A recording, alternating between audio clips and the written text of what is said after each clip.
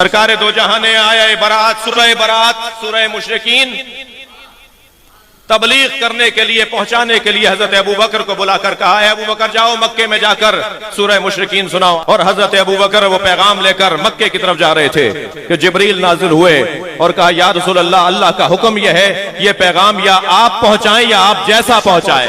اور جب مولا کائنات قریب آئے فرمایا جاؤ جا کے ابو بکر سے یہ پیغام لو اور جا کے مکے والوں تک پہنچاؤ. یہ پیغام مجھے پہنچانا ہے یا مجھ جیسے کو پہنچانا ہے.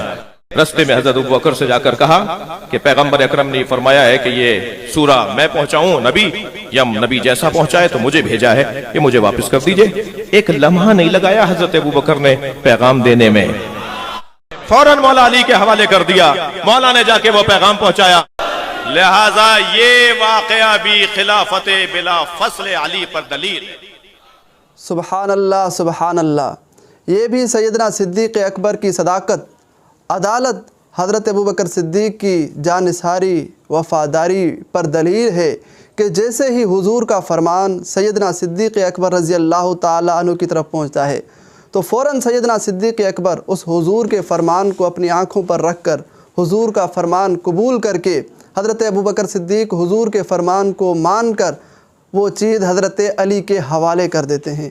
یہ حضرت ابوبکر صدیق کی صداقت اور عدالت پر دلیل ہے. خدا کی قسم اگر حضور نے حضرت علی کی خلافت کا اعلان کیا ہوتا تو فوراً صحابہ کرام اس کو قبول کرتے, لیکن حضور نے حضرت علی کی خلافت کا اعلان نہیں فرمایا تھا. نمبر 2, موصوف ذاکر نے یہ کہا کہ حضور علیہ السلام نے حضرت علی کو اپنے جیسا کہا ہے. معاذ اللہ معاذ اللہ. موصوف ذاکر نے یہ اللہ پر, جبریل پر اور اللہ کے رسول پر جھوٹ باندھا ہے جس کی کوئی بھی حقیقت نہیں ہے. میں نے تو اس پر پہلے ایک کلپ بنائی ہے کہ جو حضور علیہ السلام کے درجے کے برابر کسی امام کو کہتا ہے یا کسی امام کو حضور کے یا کسی بھی نبی کے برابر کہتا ہے یا افضل کہتا ہے تو شیعوں کا مجتہد, شیعوں کا مفسر فرمان علی وضاحت کے ساتھ لکھتا ہے کہ وہ خارج از ایمان ہے, یعنی وہ کافر ہے, وہ مسلمان ہے, وہ مومن نہیں ہے. بہرحال مسلمانوں کا نظریہ اور مسلمانوں کا عقیدہ یہی ہے کہ حضور کے بعد خلیفہ بلا فصل سیدنا صدیق اکبر ہیں. مثال کے طور پر میں یہ ایک کتاب شاہ عبد القادر جیلانی رحمۃ اللہ علیہ والی غنیۃ الطالبین جلد نمبر 1 پیش کر رہا ہوں جس کا صفحہ نمبر 159 ہے. یہاں وضاحت کے ساتھ یہ روایت موجود ہے. وام مجاہد رحمہ اللہ تعالی, امام مجاہد سے روایت ہے کہ قال لی علی بن ابی طالب, انہوں نے فرمایا کہ میرے لیے حضرت علی نے کہا کہ ما خرج النبی صلی اللہ علیہ وسلم من دار الدنیا, کہ حضور علیہ السلام دنیا سے نہیں گئے تھے حتی عہد الی ان ابا بکر یلی من بعدی, حتیٰ کہ حضور علیہ السلام نے مجھ سے عہد لیا تھا, مجھ سے وعدہ لیا تھا, حضور نے مجھے فرمایا تھا کہ ان ابا بکر, بے شک ابو بکر, یلی من بعدی, میرے بعد والی ہوگا, میرے بعد خلیفہ بلا فصل ہوگا. تو کون ہوگا؟ وہ حضرت ابو بکر صدیق ہوگا. ثم عمر من بعدہ, پھر اس کے بعد حضور نے فرمایا اس کے بعد کون ہوگا؟ حضرت عمر فاروق ہوگا. حضرت علی کی روایت ہے, فرمان حضور کا ہے. پھر حضور نے فرمایا ثم عثمان من بعدہ, پھر حضرت عمر کے بعد حضرت عثمان خلیفہ ہوگا. ثم علی من بعدہ, پھر اس کے بعد حضرت علی ہوگا. اسی طرح ہوا, دنیا نے دیکھا. دیکھیں یہ تو مسلمانوں کی کتابوں نے یہ لکھا ہے کہ خلیفہ بلا فصل کون ہے؟ سیدنا صدیق اکبر ہے. اب آئیے شیعوں کی کتابوں سے معلوم کرتے ہیں کہ حضور کے بعد خلیفہ بلا فصل کون ہے. یہ دیکھیں میرے ہاتھ میں شیعوں کی معتبر کتاب تفسیر قمی جلد نمبر 2 ہے. اس کتاب کا صفحہ نمبر 376 کھولتے ہیں تو یہاں حضور کا فرمان وضاحت کے ساتھ موجود ہے جو حضور علیہ السلام نے امی حفصہ کے لیے فرمایا. فقال ان ابا بکر یلی الخلافت بعدی, حضور علیہ السلام نے فرمایا کہ بے شک ابو بکر میرے بعد خلیفہ ہوگا, والی ہوگا. اگر خلیفہ بلا فصل ہوگا تو کون ہوگا؟ سیدنا صدیق اکبر ہوگا. پھر حضور نے فرمایا ثم من بعدہ ابو کی, پھر اس کے بعد تیرا ابا یعنی حضرت عمر فاروق ہوگا. امی نے سوال کیا فقالت من اخبرک بہذا, اے اللہ کے رسول یہ خبر آپ کو کس نے دی ہے؟ تو حضور نے فرمایا اللہ اخبرنی، یہ مجھے خبر اللہ نے دی ہے، یہ مجھے خبر اللہ نے دی ہے۔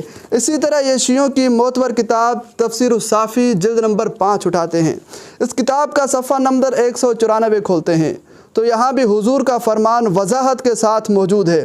حضور علیہ السلام نے امی حفصہ کو فرمایا فقال ان ابا بکر یلی الخلافۃ بعدی ثم بعدہ ابوک، کہ بے شک ابو بکر میرے بعد خلافت کا والی ہوگا، میرے بعد اگر خلیفہ بلا فصل ہوگا تو وہ کون ہوگا؟ سیدنا صدیق اکبر ہوگا۔ پھر فرمایا ثم بعدہ ابوک، پھر اس کے بعد تیرا ابا یعنی حضرت عمر فاروق ہوگا۔ امی نے سوال کیا فقالت من انباک ھذا، اے اللہ کے رسول یہ آپ کو خبر کس نے دی ہے؟ تو حضور نے جواب دیا قال نبانی العلیم الخبیر، مجھے ہر چیز کے جاننے والے، ہر چیز کی خبر رکھنے والے اللہ نے یہ خبر دی ہے۔